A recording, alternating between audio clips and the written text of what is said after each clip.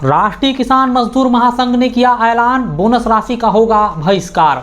आगामी 24 सितंबर को बालाघाट जिले के तहसील मुख्यालय कटंगी स्थित कृषि उपज मंडी में समर्थन मूल्य पर धान विक्रय करने वाले किसानों को बोनस वितरण के लिए राज्य स्तरीय कार्यक्रम का आयोजन किया जा रहा है।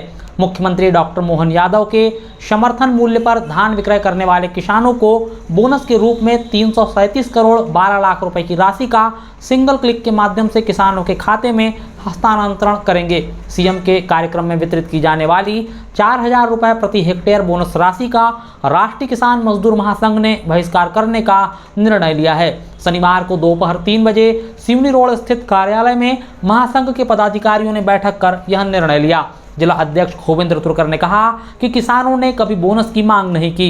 उन्होंने कहा कि विधानसभा चुनाव के दौरान भाजपा ने अपने घोषणा पत्र में कहा था कि प्रदेश के सरकार बनने पर किसानों को धान का 3100 रुपये और गेहूं का 2700 रुपये समर्थन मूल्य दिया जाएगा। इस घोषणा को मोदी की गारंटी का नाम दिया गया था, लेकिन प्रदेश में भाजपा ने सरकार बनने के 2 साल में अपने वादे के मुताबिक किसानों को समर्थन मूल्य नहीं दिया। खोविंद्र तुर्कर कहते हैं कि सरकार किसानों को बोनस देने की बजाय 3100 रुपये समर्थन मूल्य के वादे के अनुसार किसानों को प्रति हेक्टेयर के हिसाब से वर्ष 2023-24 का 917 रुपये और वर्ष 2024-25 का 800 रुपये का भुगतान करे। उन्होंने किसानों से अपील की है कि वह सरकार की बोनस राशि का बहिष्कार करते हुए अंतर की राशि की मांग करे। सभा क्षेत्र में मुख्यमंत्री यहाँ आ रहे हैं 24 नौ को, उस संबंध में हमने बैठक का आयोजन किया।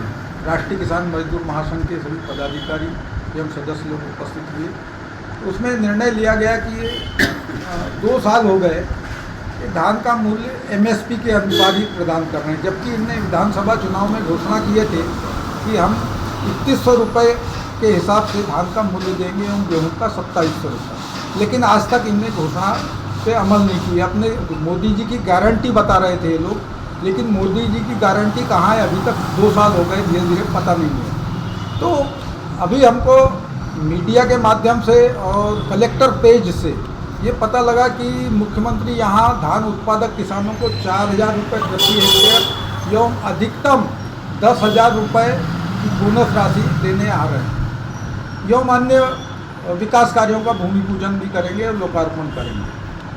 तो हम लोगों ने एक राष्ट्रीय किसान मजदूर महासंघ की बैठक का आयोजन किया और हमने विचार विमर्श किया कि हमें क्या करना चाहिए।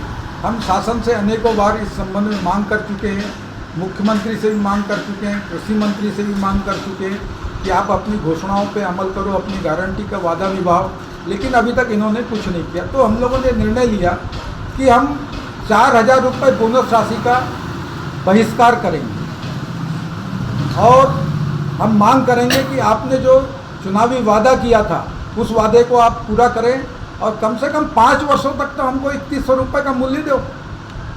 भाई आपने वादा किया था, हम थोड़ी मांग रहे थे, और आपने गारंटी दिया कि 3100 रुपये मूल्य देंगे, साथ में हम रबी की धान भी खरीदेंगे, ये आपने वादा किया था और वादा आज तक नहीं निभाया। न रबी फसल की धान खरीदे इनने और न 3100 रुपये मूल्य दिए। पहले साल की 917 रुपये राशि अंतर की राशि और दूसरी 800 रुपये की, दूसरे साल की अंतर की राशि 800 रुपये, ये भी अभी तक प्रदान नहीं किए और ये 400 रुपये की घोषणा कर रहे हैं, 4000 रुपये बोनस की घोषणा कर रहे हैं। हमने बोनस थोड़ी मांगे थे और आपने भी नहीं कहा था कि हम बोनस देंगे। आपने तो कहा था कि धान का मूल्य हम 3100 रुपये देंगे और गेहूँ का 2700 रुपये देंगे। जैसी हमारी सरकार बनेगी वैसे ही हम भुगतान करेंगे, लेकिन इन्होंने धान तो खरीद लिया, एमएसपी पे खरीदा और अभी तक तो उसका कोई भुगतान नहीं किया है। लोकसभा चुनाव उस समय हम जब ज्ञापन दिया था फरवरी में, तो हमको ये कहा गया कि लोकसभा चुनाव है, लोकसभा चुनाव के बाद देंगे। लोकसभा चुनाव भी हो गया, उसके बाद भी नहीं दिए। तो हम लोगों ने सोचा है कि हमारा राष्ट्रीय किसान मजदूर महासंघ का प्रतिनिधि मंडल मुख्यमंत्री से भेंट करेगा और अपनी मांगे उनके सामने रखेगा।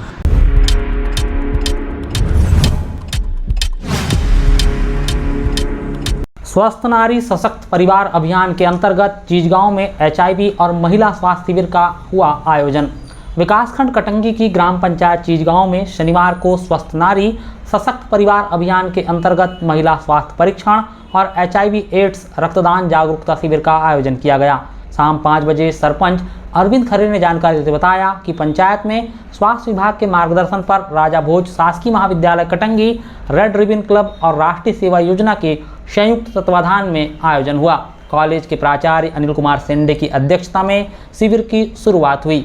शिविर में स्वास्थ्य अधिकारी श्रीमती रुक्मणी पटले, ICTC परामर्शदाता चंद्रदीप साहू, तकनीशियन श्रीमती यशोमती ठाकुर, जन भागीदारी सदस्य रुपेश बाहेश्वर और कार्यक्रम प्रभारी नवीन कुमार नागतोड़े भी उपस्थित रहे। शिविर की शुरुआत में प्राचार्य ने HIV एड्स के संक्रमण और बचाव की जानकारी दी और रक्तदान के लिए सभी को प्रेरित किया। उन्होंने कहा कि रक्तदान जीवनदान होता है। खास तौर पर महिलाओं के लिए आयोजित स्वास्थ्य शिविर में बड़ी संख्या में ग्रामीण महिलाओं और किशोरी बालिकाओं ने अपने स्वास्थ्य की जांच करवाई। शिविर में सिकलिन, स्क्रीन जांच, HB, HIV, VDRC, sugar, BP, malaria की जांच की गई। गर्भवती महिलाओं की जांच कर आवश्यक दवाइयां वितरित की गई। स्वास्थ्य विभाग की टीम ने महिलाओं को आवश्यक सलाह और परामर्श प्रदान किया।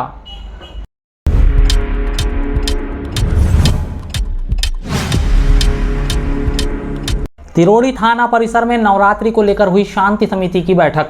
पुलिस अधीक्षक बालाघाट के निर्देशानुसार शनिवार को शाम 4 बजे थाना परिसर तिरोड़ी में आगामी नवरात्रि पर्व को शांतिपूर्वक संपन्न कराने के लिए शांति समिति की बैठक आयोजित की गई।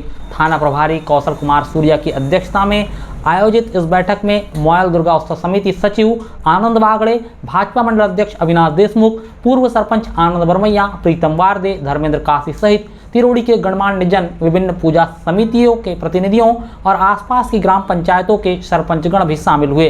बैठक में पूजा समितियों के प्रतिनिधियों को अवगत कराया गया कि नवरात्रि हिंदू समाज का एक महत्वपूर्ण धार्मिक उत्सव है। इसे आपसी भाईचारे और सौहार्दपूर्ण माहौल में मनाना सभी की जिम्मेदारी है। प्रशासन द्वारा जारी दिशा निर्देशों का पालन अनिवार्य है। प्रतिमा स्थापना, मूर्ति के आकार, साउंड सिस्टम के प्रयोग, शोभा यात्रा के मार्ग और प्रतिमा विसर्जन सहित सभी कार्यक्रमों के लिए निर्धारित समय सीमा और नियमों का पालन करने के सख्त निर्देश दिए गए।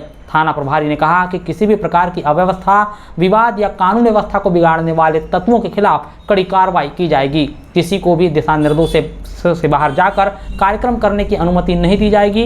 साउंड सिस्टम के ध्वनि स्तर पर निर्धारित मानकों का पालन करना अनिवार्य होगा। समितियों से अपील की गई है कि शोभा यात्रा के दौरान किसी भी प्रकार के भड़काऊ गीत, डीजे पर अशोभनीय गाने बजाने या ऐसे कार्यों से बचे जिनसे किसी समुदाय की भावनाएं आहत हो। शोभा यात्रा के मार्गों पर पर्याप्त पुलिस बल तैनात किया जाएगा। बैठक में उपस्थित लोगों ने प्रशासन के साथ पूर्ण सहयोग करने और नियमों का पालन करते हुए नवरात्रि पर्व को शांतिपूर्वक मनाने का आश्वासन दिया है।